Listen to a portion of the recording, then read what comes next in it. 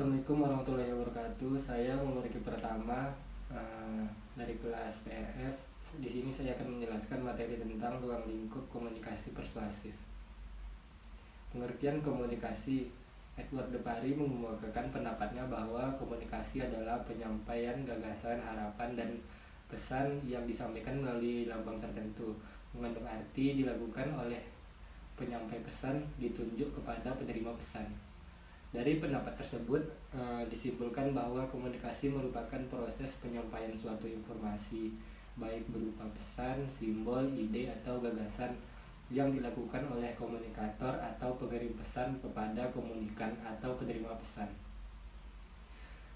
Dari pengertian komunikasi yang telah diuraikan di atas, terdapat beberapa unsur yang telah diuraikan menjadi prasyarat terjadinya suatu komunikasi.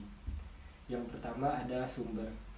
Sumber dasar pesan yang digunakan dalam rangka penyampaian pesan yang digunakan dalam rangka memperkuat pesan itu sendiri. Yang kedua ada komunikator. Dalam penyampaian pesan terkadang komunikator dapat menjadi komunikan dan begitu pula sebaliknya. Yang ketiga komunikan atau penerima pesan dapat digolongkan menjadi tiga jenisnya, itu personal, kelompok, dan massa. Selanjutnya ada pesan, seluruhnya yang disampaikan oleh komunikator. Lalu saluran atau media. Saluran komunikasi selalu menyampaikan pesan yang dapat diterima melalui panca indera atau penggunaan media. Terakhir ada hasil suatu komunikasi. Pengertian persuasif. Persuasif ada proses komunikasi yang kompleks ketika kelompok mengungkapkan pesan melalui verbal dan non-verbal untuk memperoleh suatu respon tertentu dari individu atau kelompok lain. Persuasif dapat didefinisikan sebagai sebuah proses yang mengubah sikap, opini, dan perilaku.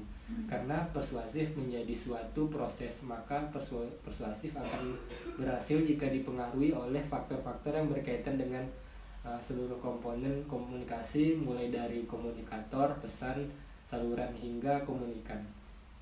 Wijaya dalam bukunya mengungkapkan pengertian komunikasi persuasif sebagai berikut. Komunikasi persuasif berasal dari istilah persuasion dalam bahasa Inggris, sedangkan istilah persuasion itu sendiri diturunkan dari bahasa Latin yang artinya persuaso, kata kerjaan persuade yang terdapat diartikan sebagai membujuk, merayu, meyakinkan, dan sebagai berikut. Komunikasi di mana terdapat usaha untuk meyakinkan orang lain agar publiknya berbuat dan bertingkah laku seperti yang diharapkan komunikator dengan cara membujuk tanpa memaksanya.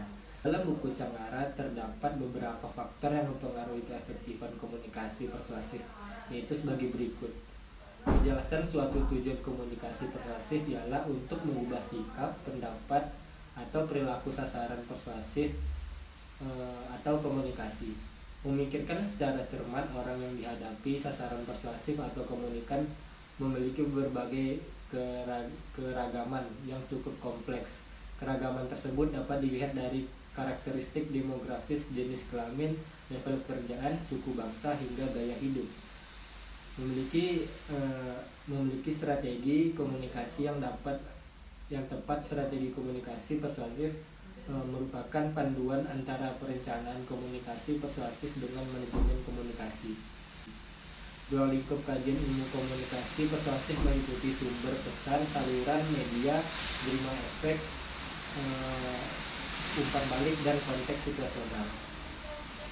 Demikian penjelasan saya tentang ruang lingkup komunikasi persuasif. Saya akhiri dengan Assalamualaikum warahmatullahi wabarakatuh.